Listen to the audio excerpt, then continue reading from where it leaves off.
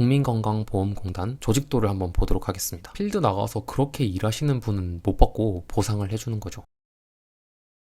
안녕하세요. 1인칭 회계사 시점입니다. 며칠 전에 국민건강보험공단에서 자금 횡령 사건이 있었습니다. 회계사가 회계 감사를 할 때 회계 처리가 회계 기준에 부합하는지 그 여부만 따지는 것이 아니라 기업 내부적으로 내부 통제도 보고요. 그리고 기업이 속한 산업, 기업 외부적인 측면도 함께 고려를 해서 재무제표에 왜곡, 그러니까 장난칠 위험이 있는지 함께 고려하게 됩니다. 그래서 이번 컨텐츠는 기업 내부 통제 측면에서 자금 횡령이 어떻게 발생했는지 알아보고, 그리고 건강보험공단에서 재발 방지를 위해서는 어떻게 개선되어야 하는지 살펴보도록 하겠습니다. 먼저 횡령이 어디에서 그리고 어떻게 발생했는지 알아보도록 하겠습니다. 물론 제가 외부인이기 때문에 조금 감안하고 들어주시면 감사하겠습니다. 우선 기사를 보면요, 46억을 7차례에 걸쳐서 횡령을 했대요. 그리고 어떻게 그렇게 큰 돈을 횡령할 수 있었나 하고 보면은 요양기관이 공단에 청구한 의료보험 비중 지급 보류된 돈을 셀프 결제하는 방식으로 횡령을 했대요. 어떤 일이 발생했는지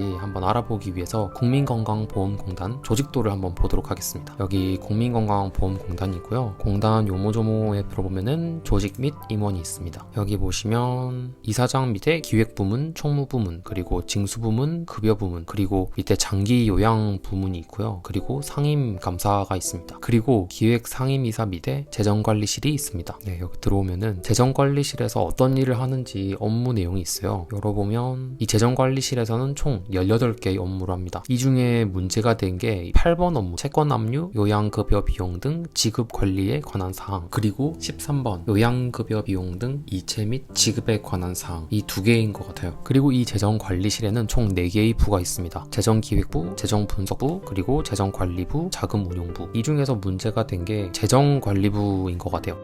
재정관리부에서 채권압류, 요양급여 비용을 담당을 합니다. 재정관리부를 총괄하는 부장님이고, 요양기관 채권관리팀은 팀장 1명, 그리고 과장 1명, 그리고 그 밑에 대리 3명, 그리고 주임 1명으로 구성되어 있는 것 같아요. 사이트에서 확인할 수 있는 조직도에는 횡령 혐의가 있는 팀장은 삭제된 것 같습니다. 이 8번 업무의 업무 흐름도를 보면 건강보험심사평가원이 관련 정보를 등록을 해서 국민건강보험공단에 넘기면 국민건강보험공단에서 계좌 정보를 등록을 하고 또 적절한지 확인을 한 뒤에 돈을 입금한다고 해요. 보통 이런 식으로 돈을 보낼 때는 대리 A가 계좌 정보를 등록을 하고, 그리고 과장 결제, 팀장 결제 받고 부장의 지급 승인 결제를 받으면 지급하는 업무를 담당하는 대리 B에게 넘어와서 이체 클릭, 보통 이렇게 일을 하거든요. 물론 가장 이상적인 건 대리 A와 대리 B가 부장이라든지 그리고 서로를 신뢰하지 않고 이체 건수를 전수 대조하는 거겠죠. 근데 솔직히 이거 이체해야 될 건수도 엄청 많고, 또 돈을 쏘는 대리 B 입장에서는 이미 부장한테 지급 승인 결제가 났잖아요. 그런데 또 다시 재검토한다? 글쎄요, 저는 일단 필드 나가서 그렇게 일하시는 분은 못 받고, 만약에 실무자가 그렇게 해야만 한다면 시스템적으로 엄청 비효율적인 거죠. 최종 지급 승인 결제가 뭐예요? 돈 붙여도 된다는 거잖아요. 그러니까 지급 담당 대리 B는 그냥 그대로 이체를 했겠죠. 실무자 입장에서 계좌 정보를 변경할 거라고 어떻게 예상을 했겠어요. 그러니까 4월 27일 1,000원을 이제 자신의 통장으로 바꿔본 겁니다. 근데 본인 통장으로 잘 들어오는 거죠. 그러니까 바로 다음 날에 이제 1,740만 원을 같은 방법으로 한번 해봐요. 그리고 이어서 3천만 원, 5천만 원, 2천만 원, 그 다음에 9월 달에는 3억, 그리고 마지막 날에는 41억을 한 번에 빼돌린 겁니다. 그럼 이제 이런 일이 벌어지지 않으려면 어떻게 해야 하느냐? 우선 원인행위가 발생한 곳이랑 승인, 기록, 지급이 독립적으로 분리되어 있어야 합니다. 일단 건강보험심사평가원이 수령인 명부를 적잖아요. 그러니까 우선 거기까지는 독립적이어서 괜찮을 것 같고요. 그리고 국민건강보험공단 재정관리실 내에 부가 지금 재정기획부, 재정분석부, 재정관리부, 자금운용부가 있는데, 재정관리부에서 수령인 정보를 입력을 하고 이제 부장급에서 승인인 한다면 자금운용부에서 대금 지급을 해야겠죠. 그리고 지금 자금운용부에서 지급준비금 인출도 일을 하시거든요. 그러니까 아마 인증서 같은 시스템 권한도 금방 다 넘길 수 있을 거예요. 그래서 제 생각에는 지급하는 권한을 이리로 넘기는 게 좋아 보여요. 그리고 회계 기록도 별개로 이루어지는 게 베스트인데, 지금 보니까 재정관리부 안에 회계 담당하는 팀이 한 2개에서 3개 정도 있는 것 같아요. 물론 이번 횡령과는 무관하지만 제가 지금 봤을 때 만약 지금 부장 사장님 권한에 수령인을 등록을 하고 지급하고 그리고 회계 기록을 수정할 수 있는 그런 권한이 함께 있다고 하면 사실 그것도 바람직하지는 않거든요. 물론 실무적으로 쉽지는 않겠지만 이론적으로 봤을 때 바람직하지는 않아요. 회계 기록을 수정할 수 있는 권한을 갖고 있다고 하더라도 사실 회계까지 손을 대기는 쉽지는 않아요. 회계 같은 경우에 잘못 손대면 그 잔액이 달라지잖아요. 그러니까 뭐 정산하기 이런 클릭이 안 될 수도 있어요. 시스템적으로 일정산이나 아니면 월정산 같은 걸 할 텐데 그 정산이 클릭이 안 될 거예요. 그리고 만약에 횡령 의도를 가진 부장급 임직원이었고 그리고 회계 처리까지도 잘 알고 있었다 하면은 이거 회계적으로 이렇게 잘 틀어놓고 이제 그대로 정산시켜 버리면 그냥 묻힌 채로 가다가 이제 연말에 회계검사 할 때나 이렇게 드러났을 수도 있죠. 아무튼 그리고 돈을 다루는 회계직 같은 경우에는 재정보증보험을 가입을 합니다. 고용한 직원들이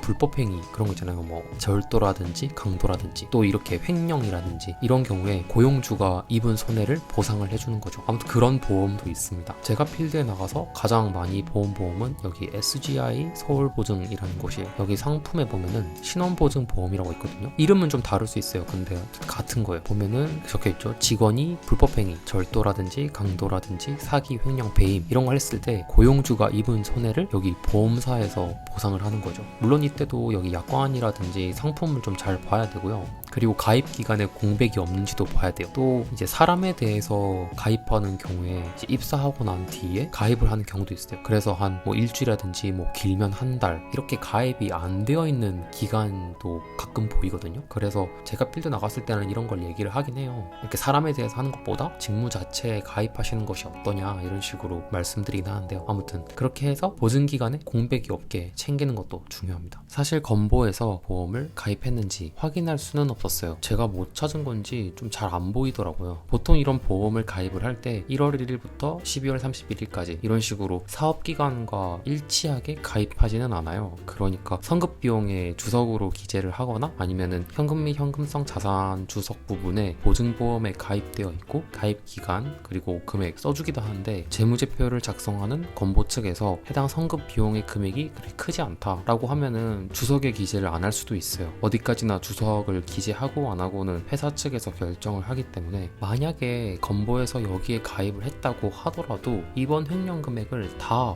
보상받지는 못할 거예요. 보통 가입 금액이 5억, 10억 그 정도 가입을 하고 지금 보시는 이 상품도 20억이 맥스거든요. 그러니까 46억을 다 보상받지는 못하죠. 좀 말이 길어졌는데 결론은 재정관리부를 일부 쪼개고 또 갖고 있는 권한을 타 부서로 넘겨서 수령인 정보를 입력하는 부서 그리고 지급하는 부서 그리고 이 지급한 거를 기록하는 부서 이 세 개를 좀 분리를 해야 된다라는 게 이번 컨텐츠의 한 줄 결론입니다. 다음 컨텐츠에서는 횡령으로 46억을 먹튀한 사람이 소득세를 국세청에 납부를 해야 되는지 안 해도 되는지 그리고 소득세를 내야 한다면 얼마를 내야 하는지도 한번 알아보도록 하겠습니다. 그럼 다음 컨텐츠에서 뵙겠습니다. 시청해주셔서 감사합니다.